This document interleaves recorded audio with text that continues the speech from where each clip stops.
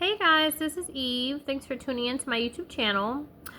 This channel is dedicated to exploring various topics in the metaphysics, looking at them from a very occult standpoint. I tell people my videos are for a very small fraction of the world's population. They're referred to in the Bible as the 144,000. These are people that are Rh negatives. They have Rh negative blood. So if you're an Rh negative, you're 15% or less of the world's population. If you're a black Rh negative, then you're 4% or less, okay? So very rare. And the Rh negatives are targeted, okay? The Rh negatives are targeted on the planet because of a lot of the so-called quote-unquote spiritual gifts and a lot of the, our DNA activation, basically, many of us, we do have telepathy. We can communicate with people, just by mind, okay? And also too, we have because we bank so much energy over various lifetimes, we do have telekinetic energy that, if unleashed, could cause cataclysm on the planet, okay? Like, all beings carry an electromagnetic field. That's why, like, if you flatline at the hospital, they shock you back to life with electricity. And so my back is itching. But anyway, yeah, they shock you back to life. So everyone carries an electromagnetic field, and so the older your soul is, the more of an electromagnetic field that you carry, and so that can interfere with the energy grid on the planet. So there's definitely an agenda to disenfranchise and to marginalize this particular population of people because they are afraid. Okay? Fear is the opposite of love. At least that's what their campaign is, right? Shout out to Rome. But anyway, this video, I'm going through a whole lot right now. I'll be honest with you.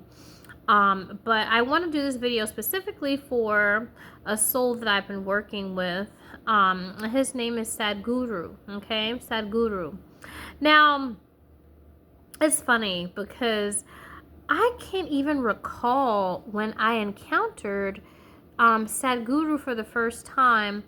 I had gone through a spiritual encounter, and so the thing is that my third eye was decalcified. I went through a vegan diet, and my third eye became decalcified. And when it became decalcified, I went through, I guess what you would call like a period of psychosis. And so, a lot of times I think people may go through things similar to that when they are, I don't know, when they like do drugs or something. Like, I've never done drugs, like that. I think I may have smoked weed like once or twice, but, I've never really done like anything that would really, I guess, knock the pineal gland out of whack, okay? But I was practicing a whole lot of spiritual doctrines that now I've come to discover are things that are targeted toward the 144,000 to unground us because we're already spiritual. And so I did things like A Course in Miracles and, read stuff like the Complete Ascension Manual. These are all quote-unquote CIA, FBI doctrines that, create what you would call a type of derealization. And so they purposely, target the pineal gland to make Rh negatives look crazy, okay? But there's a lot of, I guess what you would call cognitive dissonance and contradictions within these types of doctrines that imbalance the third eye purposely. Okay, so I was dealing with a lot of that, and I came across Sadhguru, and he really saved my life. Like, he really did. In terms of trying to get a handle and to balance the pineal gland, because it was really just like I was walking around like not even seeing people in physicality. Really, I was just seeing their auras and that type of thing. So, I really was struggling. It was hard for me to carry on a career and live in the astral world as well as the physical world. And so, I owe so much to him. And it is an honor to actually speak to him and to work for him. Okay. But at the same time, I feel like I do need to close this channel with him for some time, because working with him has caused a mental, emotional, and yes, now physical detriment, because his soul is very polarized. Okay, very polarized. In the Bible, these types of souls are referred to as pale horses. They embody all of the root races. They embody the black horse, the red horse, the white horse, and yes, the pale horse. The pale horse does not have any melanin, or what you would call soul. So he would not be Indo-Aryan, but he's considered to be Aryan. In fact, when you look at his bindi, oftentimes his bindi is not red like most Indo-Aryans. His bindi is white, and it's like that for a reason. So these souls can step out of physicality and really leave their lives behind, and really just not really have very much connection, you know what I mean, to it.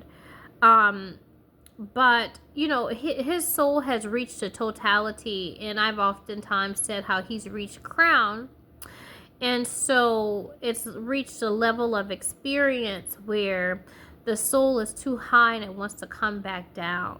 Okay.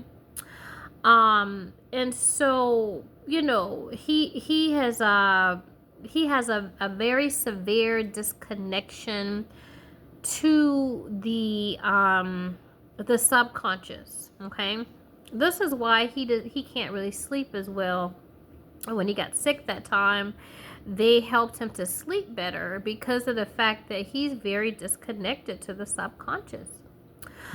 We escape to the subconscious at night during sleep, during rest, and because he's so pious here, he's really a sexy devil on the astral plane, honey. Okay.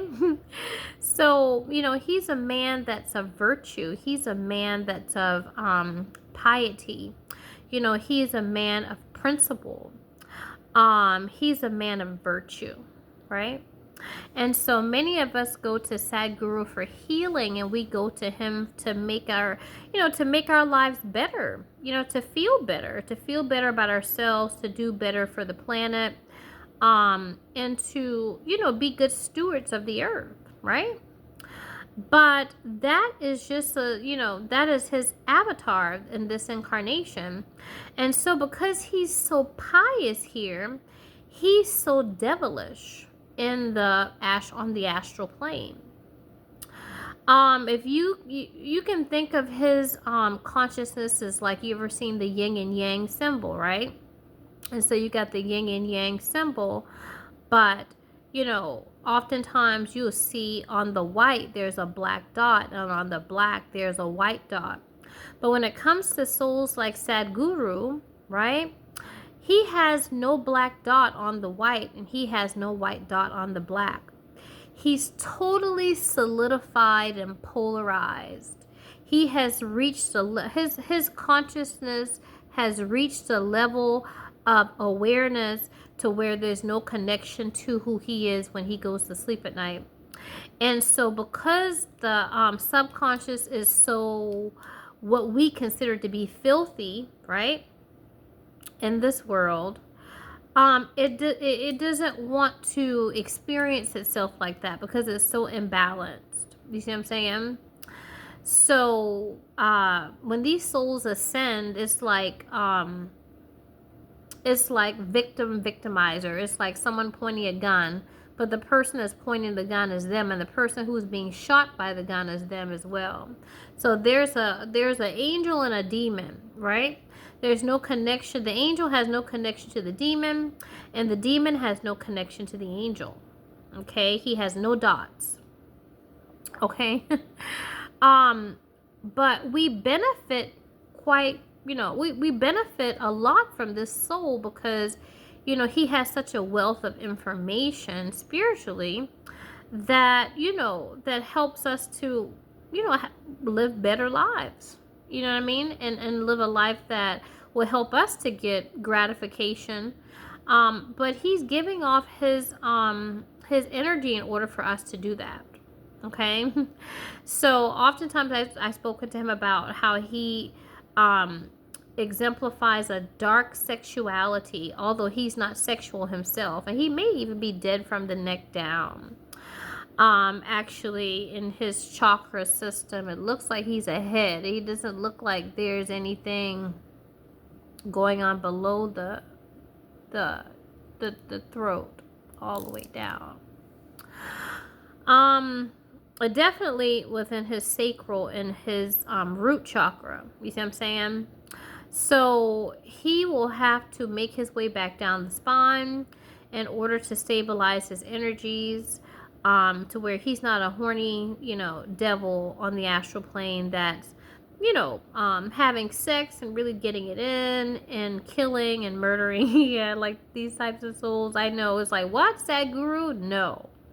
Yes, like Sadhguru, because he's totally pious here.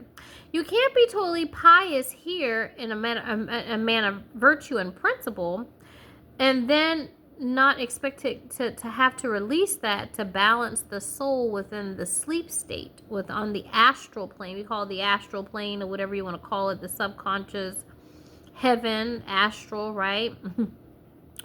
The soul will want to, balance itself. But at the same time, it feels that it is dirty or filthy. Do you see what I'm saying? Because he's so clean here. You can't be super clean here without being super dirty there. Okay? So, I just wanted to, just kind of shed some light on the type of soul that he is. I remember first meeting him. I met him at an event that was in Tennessee, and I had been going through so much, and I just said to myself, like, I have to touch the hem of his garment, honey. I was like, you know what, I had better press my way to the Lord, okay? And so, I went to his event, and people were around, and he was signing books and stuff like that. He was all dancing around. I was like, you know what? I'm going to make myself known to him. And so I gave him my book, but I wrote him a note. I was like, my life's in danger. And I put the number 13 in the book. And you should have seen his face. Like, when he read my note, he was like, who? You? And I was like, yes. Like, I'm going to die. And so, he kind of looked at me. It looked like he studied me for maybe a millisecond or so. And then, he kept on, signing books and stuff like that. So I was determined to, meet him backstage. And so I snuck into his entourage, and I pretended like, I was supposed to be there. You know what I mean? I was like, I think he was being hosted by a very wealthy Indian family. So I was like, I look kind of Indian. Maybe if I blend in, they won't know a thing. And so it was very funny, actually. But I didn't get a chance to really, talk to him per se, but I did get a chance to touch him physically. But, these types of souls are very untouchable on an energetic level, because they're so far removed from the earth plane in so many different ways, because they've experienced their consciousness has reached such a level of experience that nothing does it for them like that anymore. You see what I'm saying? Like, nobody touches them. And it's very difficult to say this, but it could be even like, because he has a beautiful daughter, you know what I mean? It's like souls like this, like, they're like, I could have a different kid in another lifetime, a different wife in another lifetime. Speaking of his wife, actually, his wife has, I've been working with his wife, actually.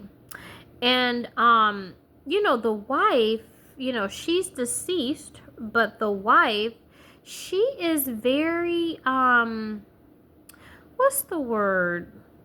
I really like working with her energy. Her energy is very much goddess energy, and I'm not exactly sure what transpired within their marriage, but she really came to me to cancel out a lot of his karmic debts concerning their marriage.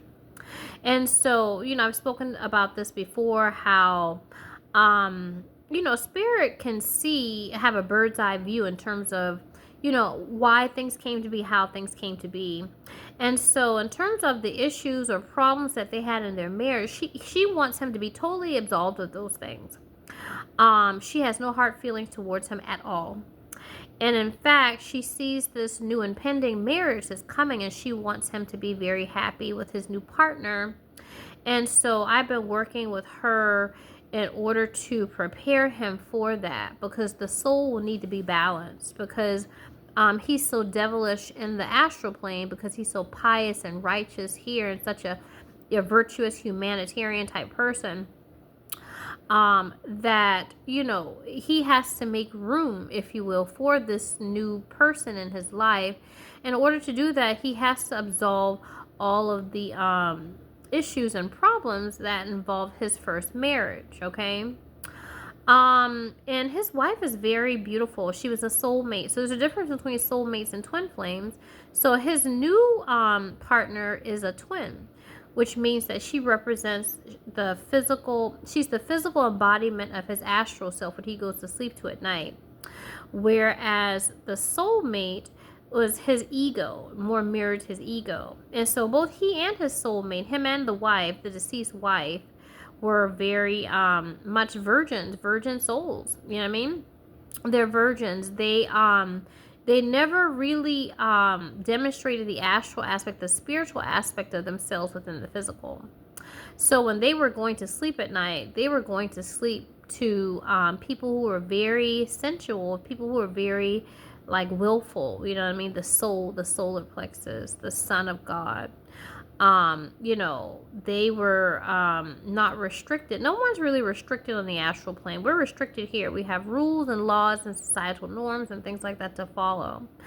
But they really are people that are free. They're free people. You know what I mean? And so I don't feel like they got a chance to really experience one another in totality while they were in their physical marriage. And I feel like a lot of the subconscious that, the clustering of the subconscious, over so many lifetimes did probably spill over into the marriage and created maybe issues that she has been coming to me to resolve. You see what I'm saying? She's like, oh, you know what I mean? I understand why this happened. I understand why that happened. It has nothing really to do with him. It had nothing really to do with me either, really, for that matter. I see clearly now. So she's come to me to cancel out a lot of his debts. And I really love working with her. She's very much a goddess. She's goddess energy. And very just passionate and very intense. I've oftentimes, referred to her and speaking to him, or dictating to him on his blogs and stuff on his channel, his comments on his channel, about how she's a dancer. You know what I mean? Like, she's very much sensual, and she's very goddess, and very passionate. I feel like she exudes beautiful divine sexual energy. The sexual chi is our life force. That's how everyone got here on the planet, through sexual chi, life force. And she is life. You know what I mean? She is life. I feel like she's the life of the party. I'm kind of jealous of her, actually. I'm like, I want to be like this, So she very much is like fine wine. And so I really wish that he got a chance to experience her in this type of way. But she had lots of, I think, issues, because of the fact that she was born into a life of spirituality, especially through her husband, his ministry. And spirituality, the way that we see it in this world is not so much about sensuality so much, but about being above that and being involved, more centered with the third eye and that type of thing in the upper chakras. So I feel like, she feels like that kind of stifled her growth a lot. And so she was able to embrace the lower nature like she was able to embrace the higher nature. And so that had caused even more of a discrepancy between her ego and her astral self, which is more like his on the astral plane as well. Okay, so they're soulmates. But yeah, very goddess. She kind of reminds me, this is kind of funny, he probably gonna laugh, but she kind of reminds me of Jennifer Lopez. Like, Jennifer Lopez to me embodies that very goddess, sensual, sexy, I feel like Jennifer Lopez can make sex like beautiful. You know what I mean? I feel like the porn industry is very much like, patriarchal and masculine and that type of thing. You know what I mean? Like, it's about, the sexual act itself. It doesn't really have a holistic mind, body, and soul element to, pornography and stuff like that. So I feel like people like Jennifer Lopez should take over the porn industry because they can really put a very feminine aspect to it to make it more holistic and less about fucking and, you know what I mean, just like having sex and that type of thing. You know what I mean? Sex is mind, body, and soul. And so I feel with Sadhguru's wife, right, her astral body, her spirit definitely makes love making more total. It's a full experience, what have you. And so I love drinking from her spirit. I love tasting her spirit and really being in communion with her and really working with her to work with him so she can really cancel out his debts involving their marriage. Okay? So she's canceling out his debts. Now, I really want to kind of move on from her to his new wife, right? His new companion. And so the new companion is needed because of the fact that he's so pious. Like in this latest interview, he's talked about how, he used to sleep like a few hours, right? And then it's like 4 hours is all the sleep that he needs or whatever. But when he got sick, he had to sleep a long time. And so, the thing is that when we escape to the astral plane, we escape to the shadow aspect of our personality, the subconscious. We meet the subconscious upon death. Because he's so pious here, he is so devilish there. So, he is what we would consider to be a blood moon. You see what I'm saying? Kind of going back to the yin and yang and how, like in the yin and yang symbol, there's a black dot on the white and there's a white dot on the black. But Sadhguru has no dots. He is totally solidified as a pious, virtuous man in the waking state of the consciousness, and his waking state is an ego. But he releases that in the subconscious or astral plane upon rest. And so the astral aspect of him feels convicted. You know what I mean? How can somebody that's like so wonderful and clean here, like be getting it in like on the astral plane, like whoa, you know what I mean? Like, getting it in, honey, and so willful, you know what I mean? Like, you might get stabbed, you might get your throat slit, like, I feel like, well, I mean, Sadhguru is really gangster. You know what I mean? He's real gangster on the astral plane. He exudes this dark sexuality within his waking state anyway. You see what I'm saying? He exudes Kali's sexual, dark feminine sexual nature, even effortlessly. And this is what we kind of drink from, as we encounter him and as we look at his videos and that type of thing. You see what I'm saying? Like in meeting Sadhguru, although he looked at me like a piece of pleather, he was like, ugh. And I was like, I am not a peasant. I am wonderful. Okay, I am royalty.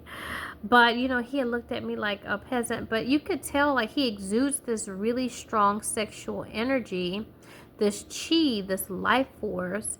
And so we really, as people, who are trying to get that for ourselves, we are draining and drinking that from him. Okay, he's like a nice daiquiri, honey.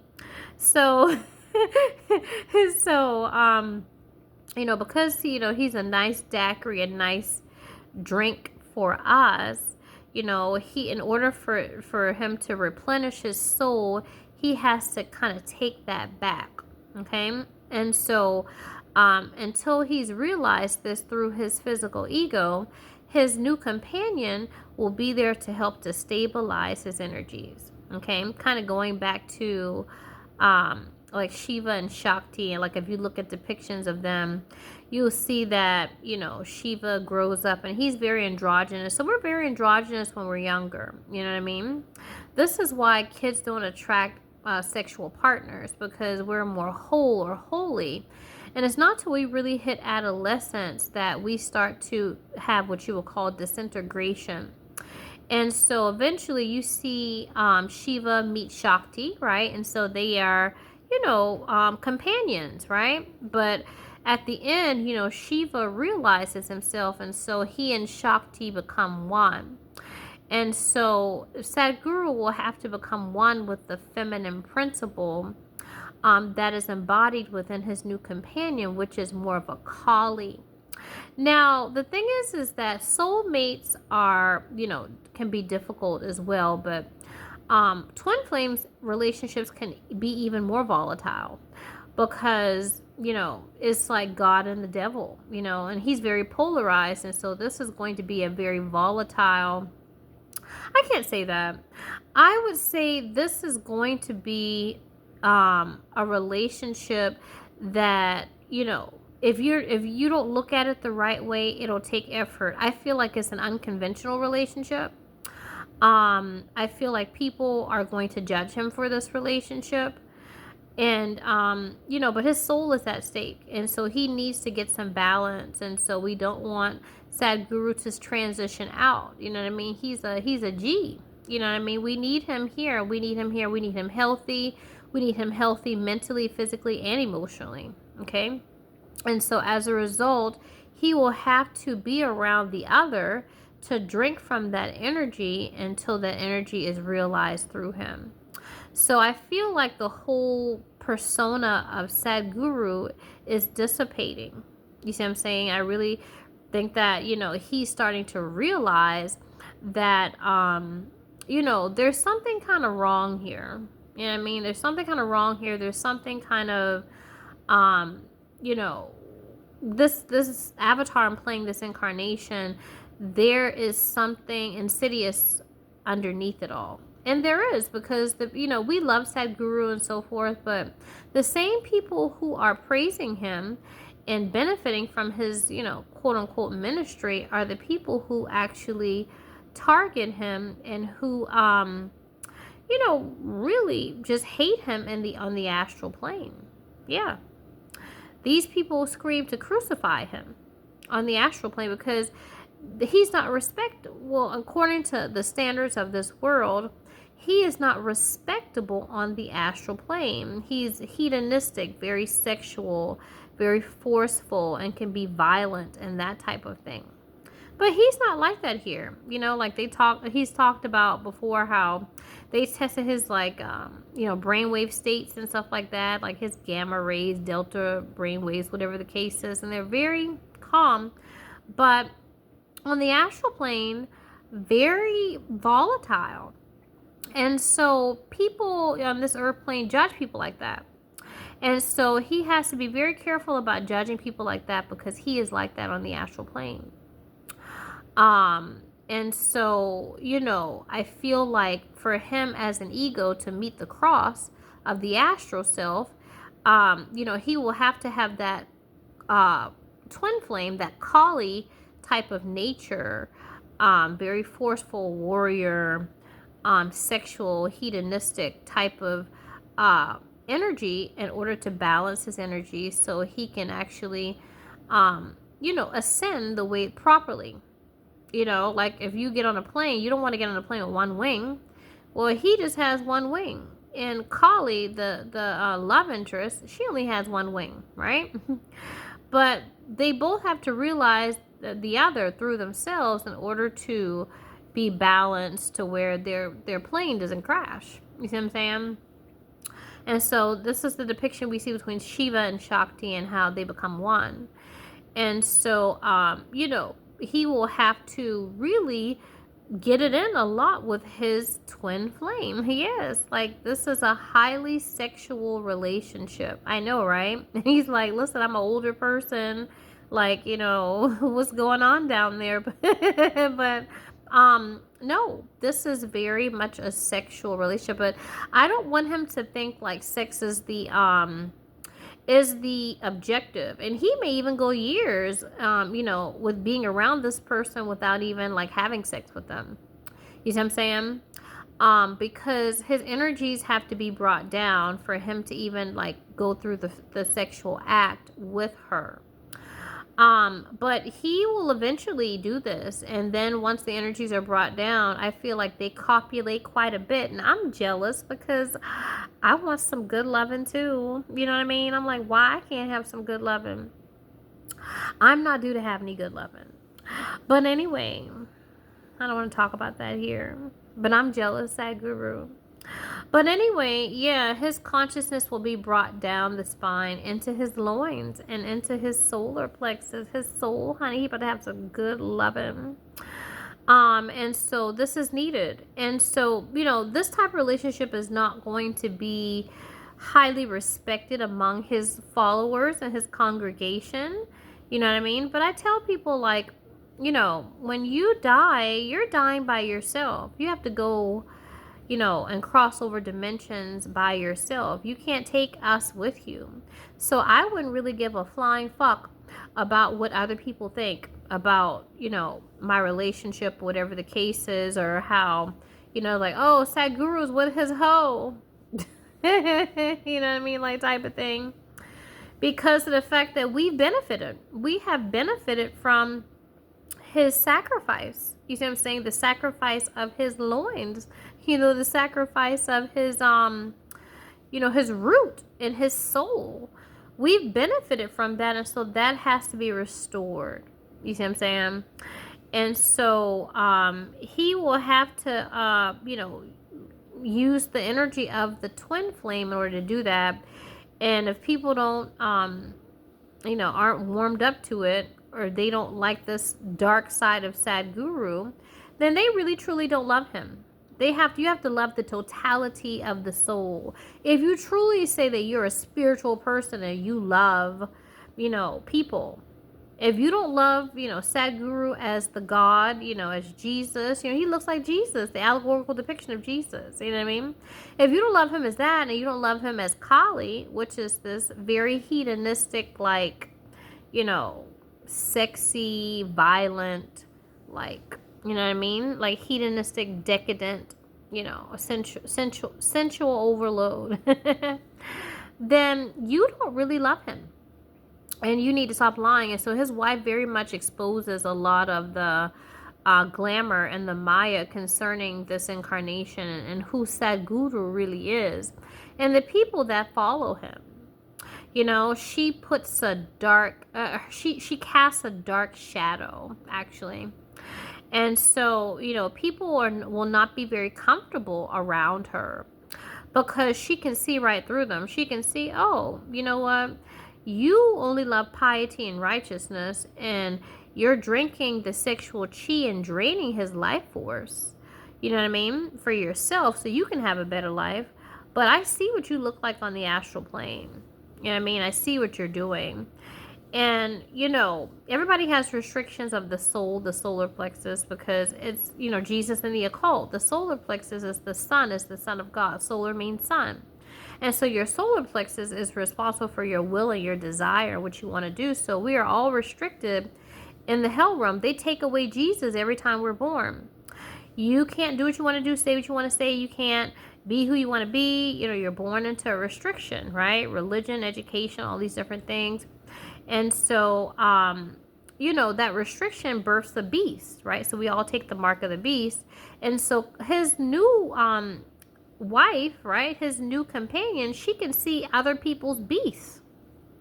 So, people who come to judge her for being a whore or judge him for dating a whore, no, you're a whore.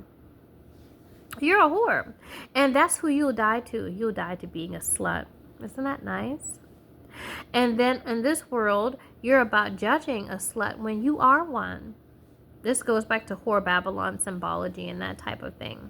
Okay, and you can read up about, the Whore Babylon and about the restriction of the soul, the solar plexus, and the root chakra where the sex organs are, and how they purposely do that to create concupiscence, right? Like if you look at chapter 7 in the book of Romans, right? Chapter 7, it talks about that, about restriction under the law and commandments actually births the beast. Okay, so the thing about his wife, his new companion, compared to, the people who are judging, is she's like, I embrace this aspect of myself. I don't have to die to be a slut, but you're gonna die a filthy, disgusting, raggy whore. So, his wife is very spiritual.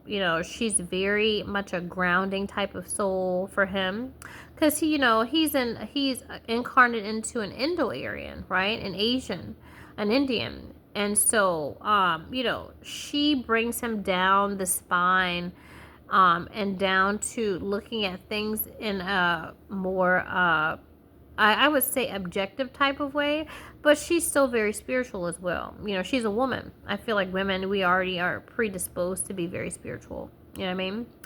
And she too has lived countless lifetimes, and she's about restoring his childlike nature too. You know what I mean? Like having fun and being playful, and not being so serious about saving the soil and stuff like that. You know what I mean? Sadhguru, he's, voiced his concern about India and the terrorist attacks and stuff like that. But, for Sadhguru to truly have an impact on the world, he has to become the #1 terrorist.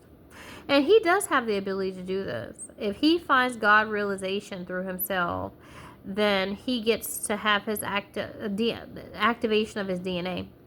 If his DNA is activated, he will be King of Kings and Lord of Lords. So he's so far up that if he goes that far down, God help you. He will get telekinesis, he will gain telepathy, and all the things that all of the gifts that have been turned off within the DNA of humanity.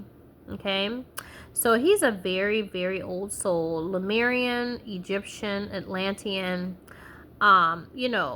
Nothing really does it for him because he's seen so much in his existence. But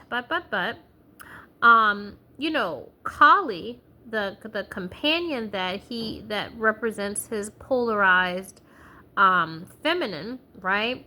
She is going to come back to, restore his heart. And, this dark feminine aspect of him that's existing still, subconsciously. Because when we go to sleep at night, we can go to those civilizations that once existed, like Atlantis or Lemuria, whatever the case is rotting there. You know what I mean? And so he needs to realize this aspect through himself, and it conflicts with the whole ego of Sadhguru, which is a pious and righteous man. So, the people in this world subconsciously, not consciously, but subconsciously want him dead. They want him judged. And so that's why he will have to do everything he possibly can to fight for the soul. You see what I'm saying? To fight for it. Fight for freedom. To not really give a shit what we think. You know what I mean? Sadhguru is a very wealthy man. It's time for him to cash in his chips, and he's worked very hard for us. Now he has to work very hard for himself and regain the self instead of being selfless. Love is not just being selfless, it's being selfish as well. You know what I mean?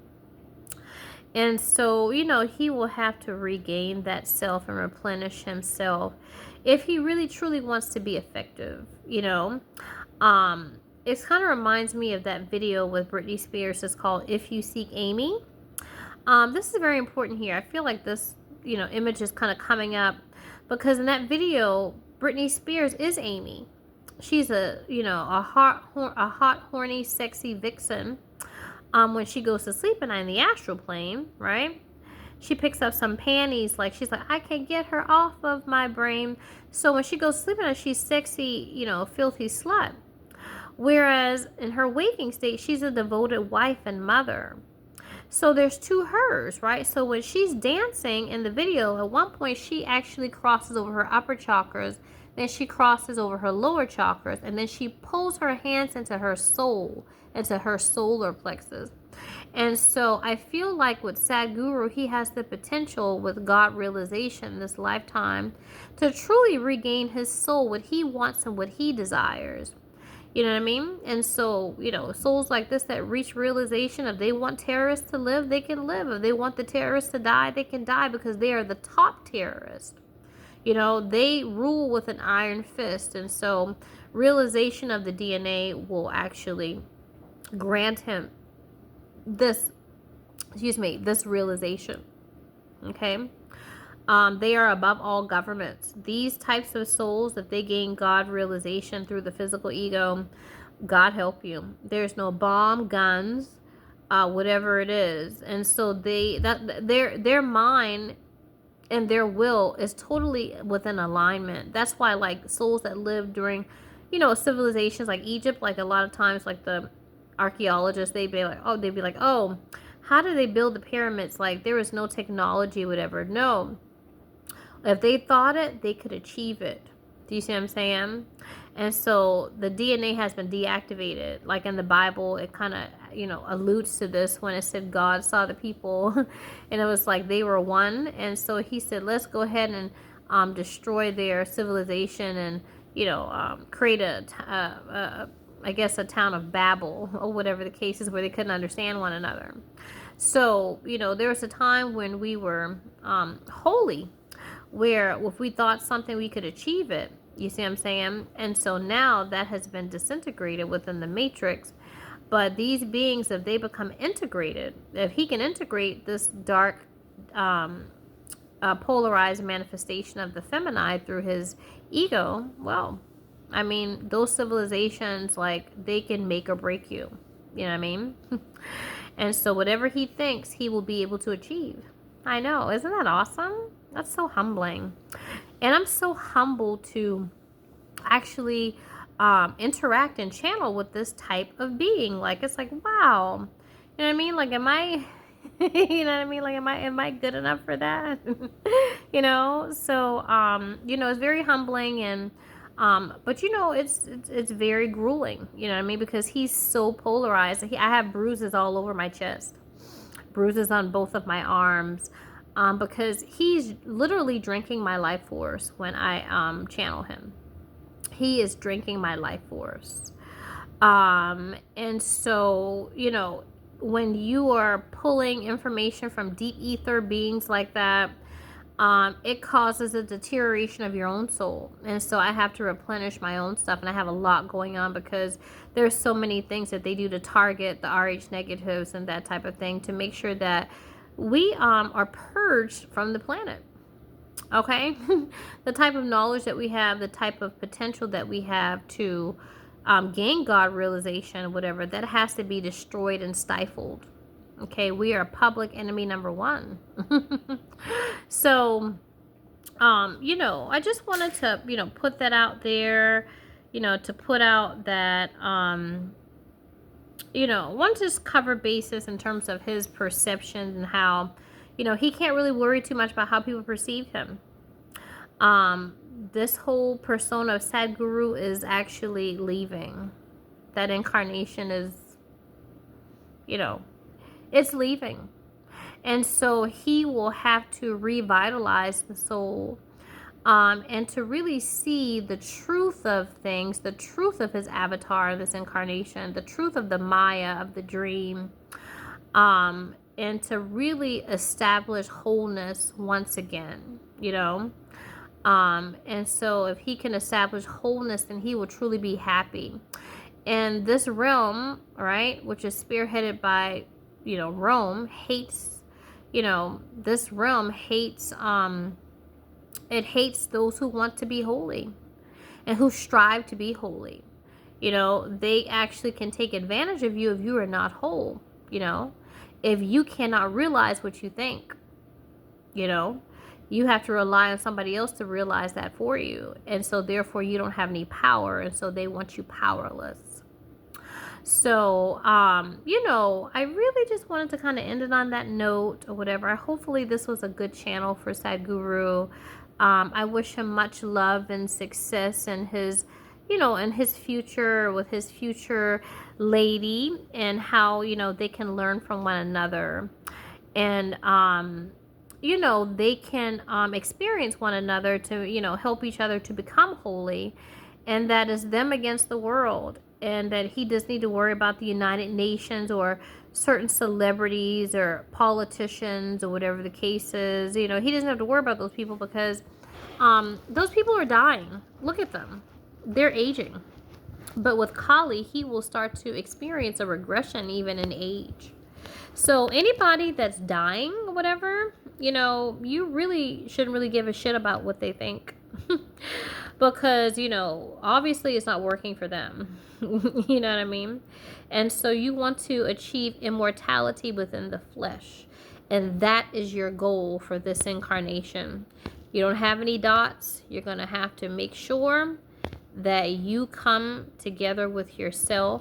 And so, you know, you can, you know, tell people to kiss your ass and you're God realized, and you don't have to care about what people think. You don't have to do what people say. You don't have to care about, you know, what people will say about the person that you're dating or the person that you're married to, or the stuff that you have to say, or your ideologies or your virtues, or whatever the case is. You can truly be yourself and have alignment with what you think, and be beyond this system, and really truly regain your soul to where you don't have to focus on societal norms.